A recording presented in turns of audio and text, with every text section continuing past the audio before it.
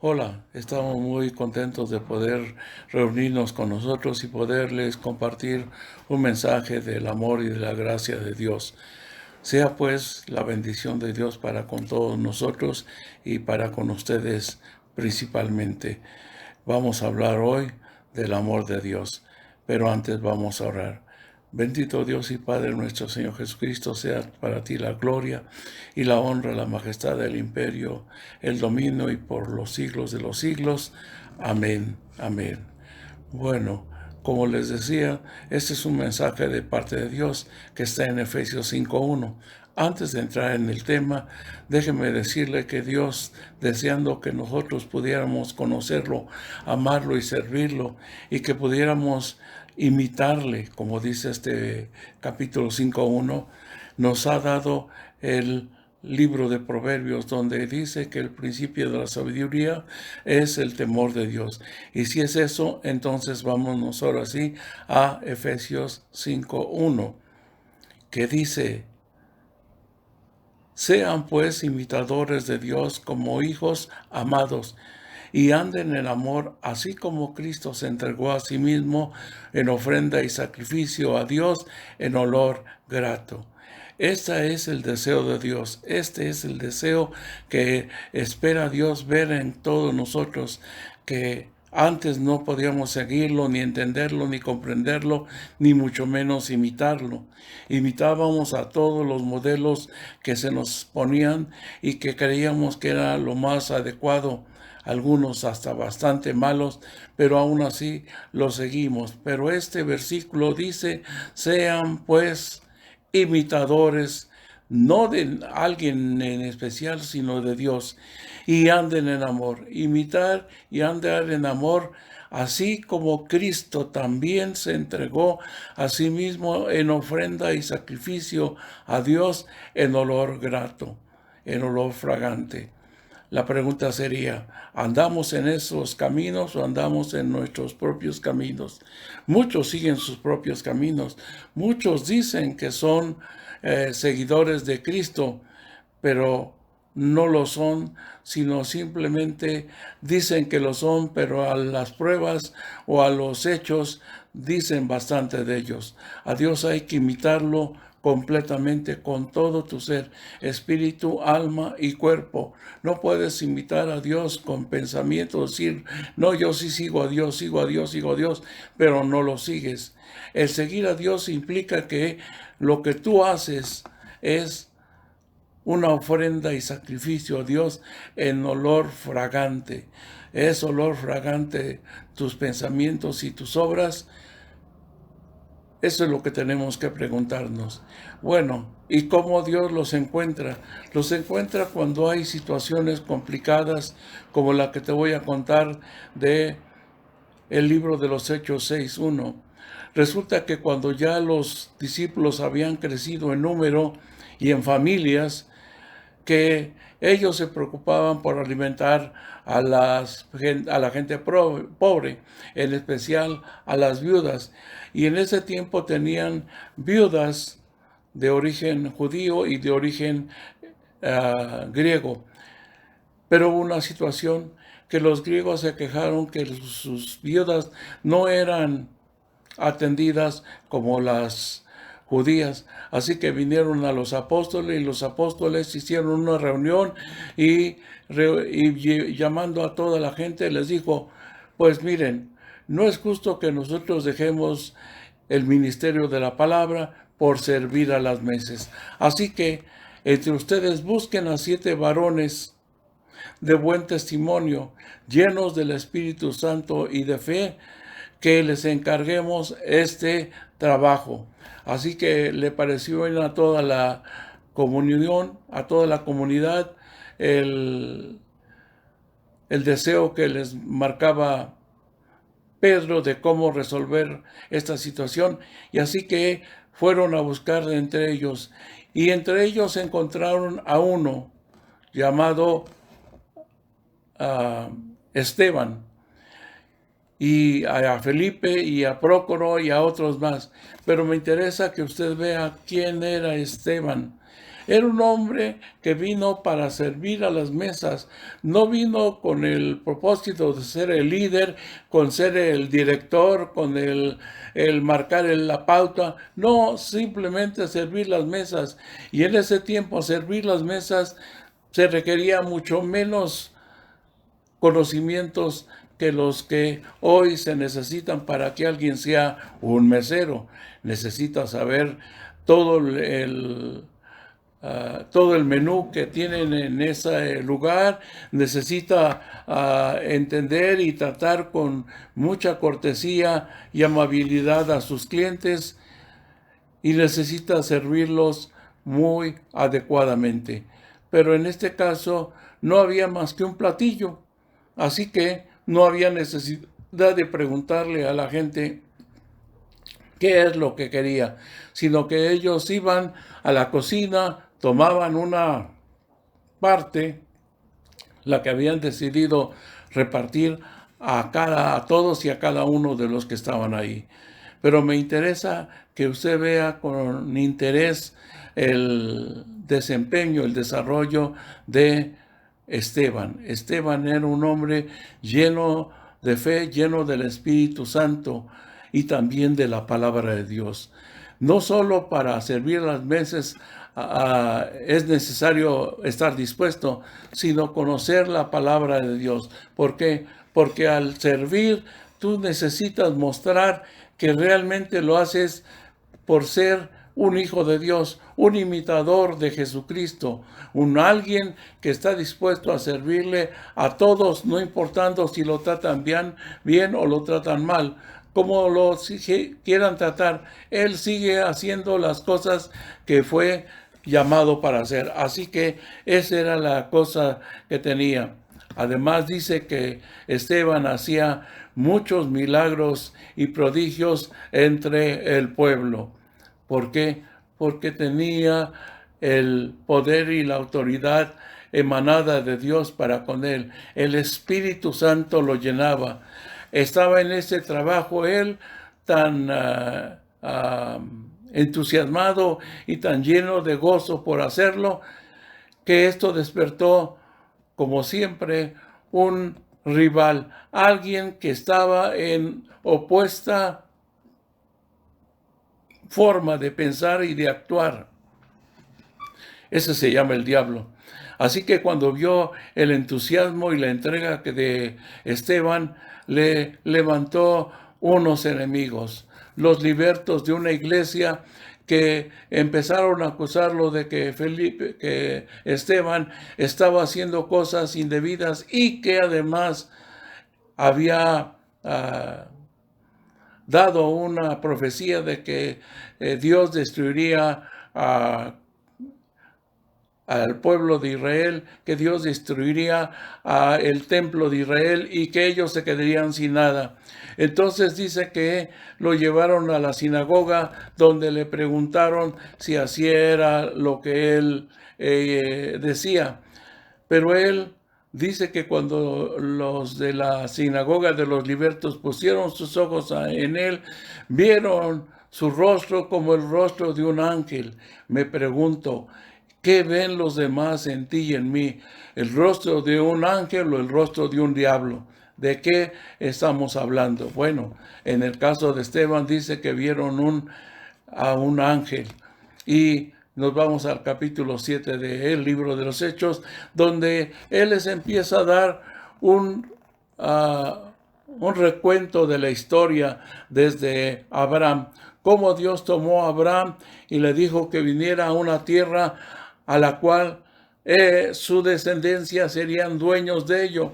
Pero para Abraham no hubo un pedazo de tierra ni el área que pisaba podía ser suya, pero sería para todos los judíos. Y él les dijo, esto es de ustedes. Y les empezó a mostrar cómo el pueblo de Israel se comportó con Dios desde su salida de Egipto. Cómo saliendo de ahí Después de que Dios los liberó con prodigios, señales y maravillas y un enorme poder, ellos se llevaron a otros dioses, dioses a los cuales estaban sirviendo, dioses a los cuales ellos estaban adorando y no a Dios. De tal manera que todo esto fue haciendo un agravio contra Dios.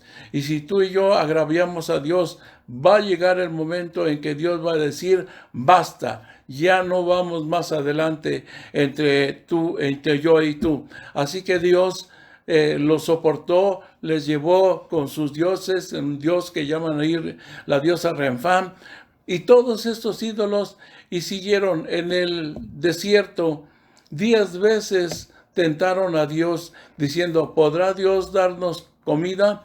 ¿Podrá Dios darnos bebida? ¿Podrá darnos agua?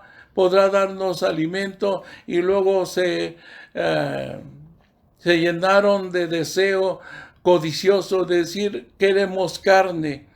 Y para eso Dios les trajo carne, muchísima carne, tanta que no se la pudieron acabar en un día. Pero Dios se molestó porque no confiaban en Dios. Si no mostramos confianza en Dios, si no estamos seguros de que estamos siguiendo a Dios, entonces detengámonos un momento y pensemos si queremos seguir a Dios, si queremos ser sus imitadores o no. Los imitadores de Dios lo siguen hasta sus últimas consecuencias. Bueno, siguió Esteban dándoles toda una conferencia de lo que era el pasado, cómo Dios en el presente les había traído a Jesús y cómo Él había dado su vida y su sangre para traerlos, y en Él solo había salvación.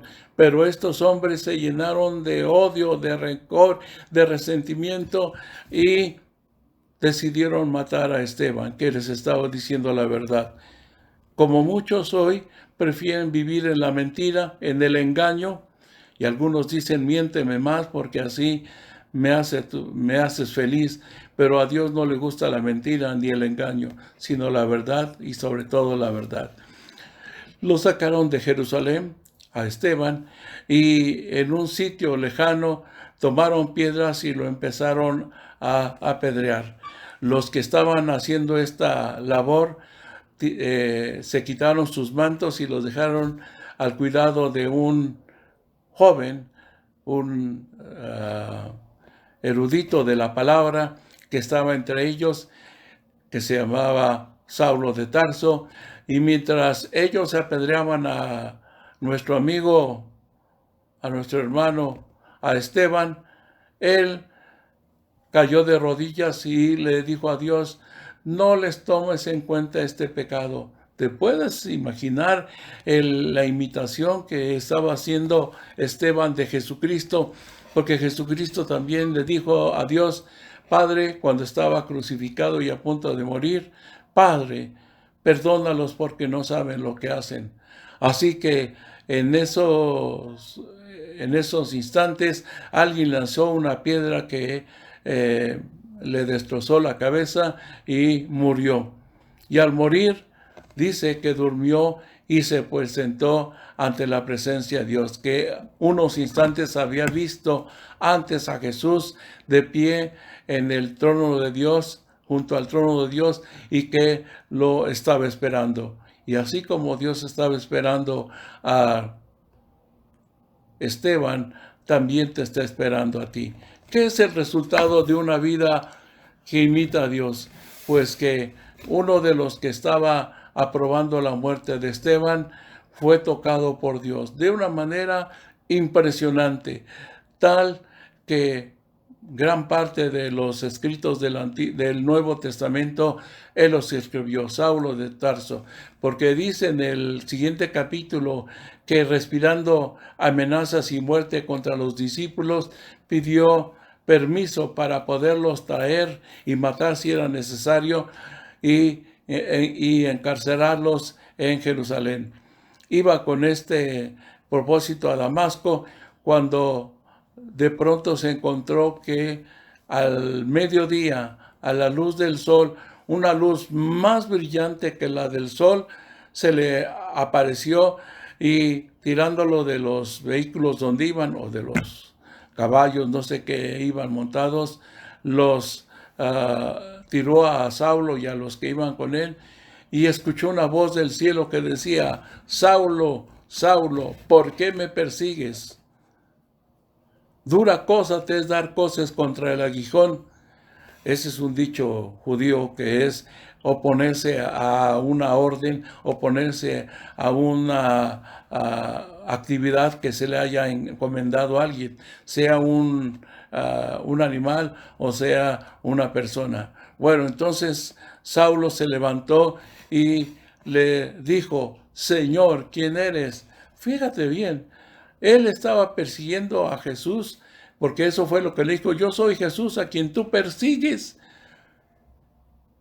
Qué cosa tan impresionante que Dios defiende a los suyos. Le dijo: ¿qué es lo que tú quieres hacer? ¿Destruirme a mí? Y le estaba hablando desde los cielos, y él lo entendió. Y le dijo: Señor, ¿qué quieres que haga? Y le dijo entonces, cuando ya Saulo le bajó 3 rayitas a su orgullo: entra en Jerusalén, entra en Damasco, y se te dirá lo que tienes que hacer.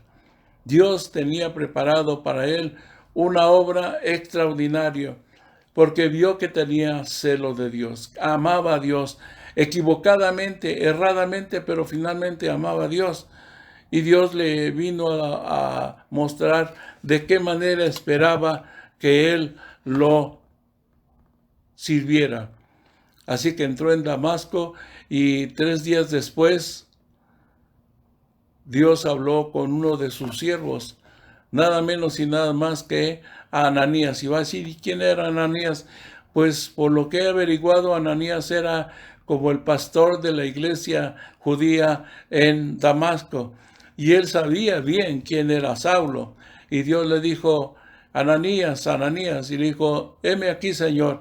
Dice: ve y levántate y ve a la calle que se llama Derecha, y en la casa de un tal Simón vas a encontrar a un hombre llamado Saulo. A él quiero que vayas. Y nuestro amigo le dijo: Señor, me estás mandando al cadalso, me estás mandando a la muerte. Porque le dijo: sé que tantos males ha hecho este hombre a tus santos en Jerusalén, y viene con permisos para poder detener a todos los que aquí están siguiéndote a ti. Y le dijo: ve, porque instrumento escogido en mis manos es este hombre, y no sabe cuánto le es necesario padecer por causa de mi nombre. Así que con esta explicación de Dios, Ananías se levantó, llegó a la casa de Simón, y se dirigió a Saulo. Le dijo: hermano Saulo, le dijo hermano. ¿Ves qué diferencia hay del Saulo que salió al Saulo que está en este momento? Le dijo: nuestro Señor, el Señor Jesucristo me ha enviado para sanarte, así que, y que bautizarte y que recibas la vista. ¿Cómo se dio cuenta de que Saulo no veía? Pues porque Dios se lo dijo. Así que vino él, oró por él, y dice que se cayeron de sus ojos como dos escamas, uno de cada ojo, y que levantándose recobró, desayunó, se bautizó, y entonces él se levantó para empezar a predicar la palabra de Dios. ¿Quieres ser un imitador de Dios? ¿Dónde está el fruto de tu trabajo? ¿Dónde está el fruto de tu predicación? ¿Dónde están nuestros frutos? ¿Listos para servir a Dios o listos para seguir dándole la vuelta a Dios? El mensaje es este: seamos imitadores de Dios como hijos amados, andando en amor, así como Cristo también se entregó a sí mismo en ofrenda y sacrificio a Dios en olor fragante. Sea usted, pues, todo lo que haga un olor fragante para nuestro Dios. Que Dios les bendiga.